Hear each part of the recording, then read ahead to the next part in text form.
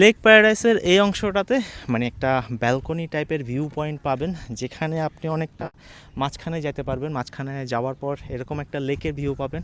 আসলে এই নীল স্বচ্ছ জলটা দেখলেও আপনার একেবারে দিল ঠান্ডা হয়ে যাবে। তো শুক্রবার দিন যদি আসেন তাহলে আপনাকে আর এখানে দাঁড়াইতে হবে না, এই শুধুমাত্র এই স্পটে দাঁড়িয়ে আপনাকে ছবি নিতে নিতেই আপনার সিরিয়াল ধরতে হবে। তবে আজকে একটু বৃহস্পতিবারে আসছি, যার কারণে একটু খোলামেলা পাইছি। তো যদি সময় সুযোগ পান এরকম দিন করে আসবেন। আর এটা ছিল একটা ভিউ পয়েন্ট, সূর্যাস্তটা এখান থেকে অসাধারণ লাগে। Lake paradise. আর বাচ্চাদের জন্য অনেক দোলনা বলেন, ছোটদের জন্য রাইড বলেন, এগুলো পাবেন। এবং বাহারি ফলমূল বলে আর কি, হ্যাঁ, সেগুলো তো রয়েছে। আর এই পাশে ডান পাশের রাস্তাটা দিয়ে যাওয়াটা সম্ভব না, সেদিকে যাইতে দেয় না, শুধুমাত্র স্থানীয়রা যাইতে পারে।